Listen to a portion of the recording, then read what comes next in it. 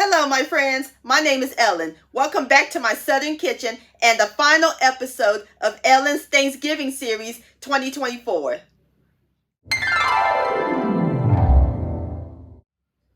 Well, I want to thank y'all for joining me in my Thanksgiving series of 2024. Hope y'all enjoyed my yummy Southern recipes. And for more of those, I'll post a link to my Thanksgiving recipes playlist down below in the description box. Now we are ready to move on to the next series. It will be year 2 of my Chris Kwan series, sharing Christmas and Kwanzaa recipes. I hope y'all will join me then. Stay tuned. Well, to end my Thanksgiving series, I'm going to share with y'all some homemade yeast rolls. And my friends, it is so simple and easy to make. And as always, it is the bomb.com delicious. Everybody's going to love and enjoy these. And these are so addictive. So you may want to make another batch. These rolls will be out in seconds. And I'll post the complete recipe along with the instructions down below in the description box. Also check out my previous video, old-fashioned baked macaroni and cheese. I'll post the link to that down below in the description box. So grab your baking pan, your flour, and your yeast sugar because we're about to bake some yeast rolls magic in my Southern kitchen. Here we go.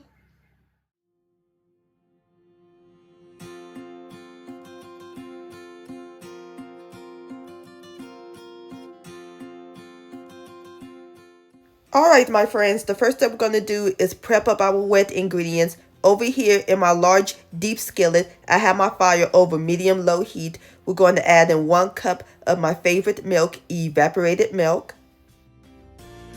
And into our evaporated milk, we're going to add in 1/4 cup of buttermilk. You can use homemade or store-bought. I'll post the link to my homemade buttermilk recipe down below in the description box. Next, we're going to add in 1/4 cup of packed light brown sugar, 1/4 cup of honey. Give it a quick stir. These rolls are going to have a little sweetness to it, but not too sweet. And last but not least, we're going to add in 1/2 cup of butter flavor shortening. And we're going to stir this in until the shortening melts. But don't boil it. And as soon as it melts, I'll bring you back. Alright, my friends, the shortening has melted. So now I cut my fire off and we're going to let it cool until it reaches 115 degrees. And while the wet ingredients are cooling, let's measure up our bread flour. We need 3 1/4 cups. We're going to start with the 1 cup measurement and we're going to fluff it up.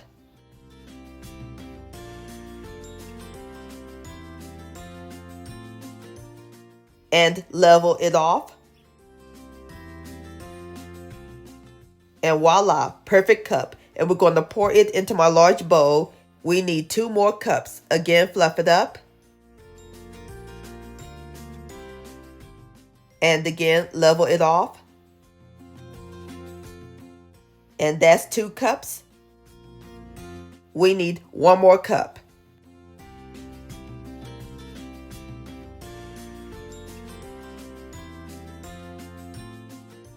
And that's our perfect 3 cups of bread flour. Now we need 1/4 cup.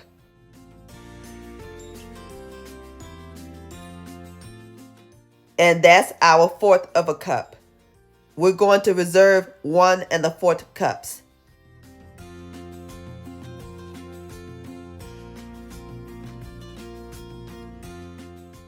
Now we're going to set the rest of the flour aside.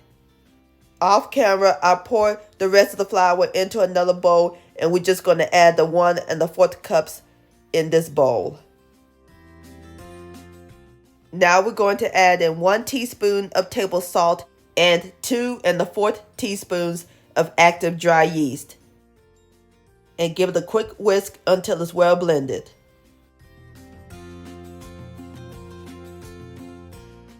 Alrighty, dry ingredients are complete. Now let's check on our shortening mixture. Let's see, has it cooled down to 115 degrees. Off camera, I pour it into my measuring cup, so I'm going to use the digital thermometer.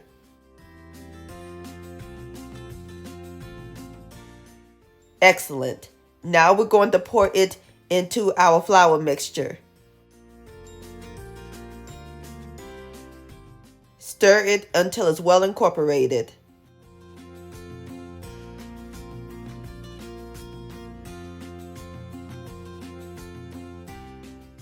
Alright, my friends, now we're going to add in 1 extra large egg that I lightly beaten. And stir that in until it's well incorporated. And I love this recipe because you don't have to use a bread machine or a stand mixer or an electric hand mixer. You can do this all by hand.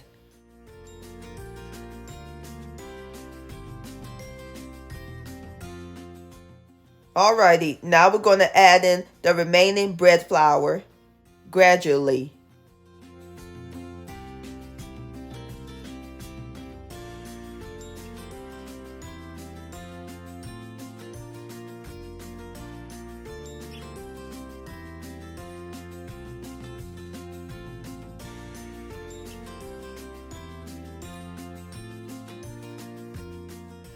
Last of the bread flour, and stir that in until it's well combined. And be careful not to overmix. Alright, my friends, I am through stirring my dough. Now we're going to pour it onto my work surface. Going to dust some flour.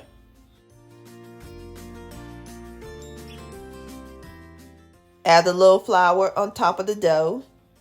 And we're going to knead it a few times. We're just going to add a little flour so that way our dough won't be sticky. But be careful not to add too much. Alright, my friends, I am through kneading my dough. See how nice and soft that is? Squishy like a pillow. That looks great. Now we're going to place it into our bowl. We're going to spray the bowl with cooking spray, or you can brush it with vegetable or canola oil. And we're going to rub the dough all over the cooking spray so that way it won't stick. Now we're going to cover it with plastic wrap, or you can use a clean kitchen towel. Now we're going to place it in a warm location. I'm going to place it in the oven with the pilot light on and let it sit until it doubled in size for about 2 hours. And I'll bring you back.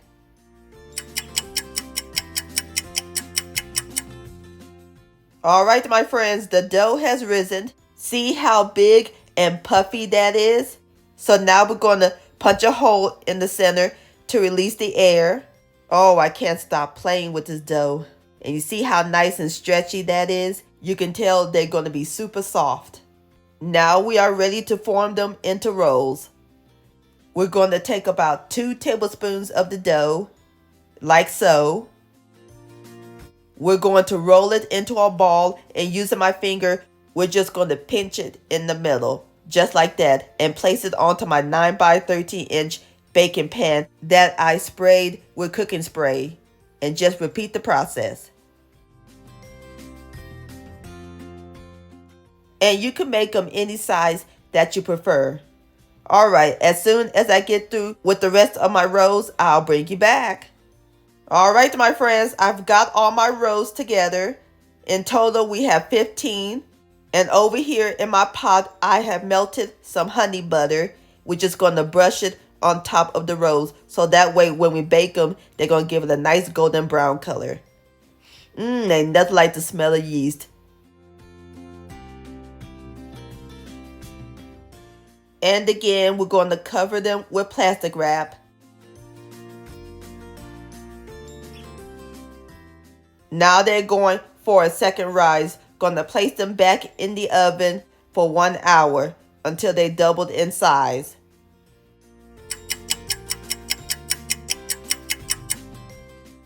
Alright, my friends, our rose has risen, and I apologize for my lighting. The window's acting up. And I removed the plastic wrap. We are ready to put them in the oven. Oven's preheated to 400 degrees. Gonna let them bake for about 12 minutes. And I'll bring you back.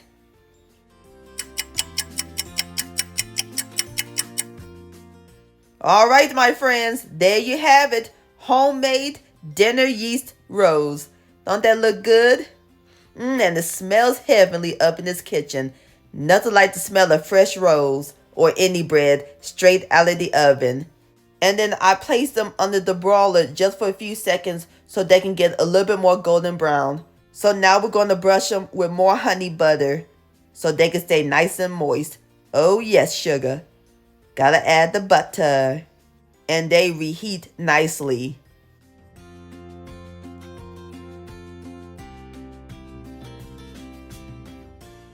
And I want to share with y'all the honey butter I use. It's the Land O'Lakes honey butter spread. This stuff is incredible. You can find it at any grocery store. I found it at Kroger. But if you can't find it, you can use regular butter. So now I'm about to put it on my plate and then we'll give it a taste. My friends, look how soft and tender this roll is. Yes, ma'am. Yes, ma'am. Fantastic. Nice and golden brown on the bottom. So now I'm going to open it and add some more honey butter. I love lots of butter on my roll. Okie dokie. Now it's time for the best part, the tasting. Here we go. Look at that. Have a bite. It is so soft. It just melts in your mouth. And I love the little hint of sweetness. It's buttery. Beautiful texture. Move over, turkey. These rolls are going to be the star. So divine and phenomenal, my friends. Please give this recipe a try. This deserves another bite. Yum-o.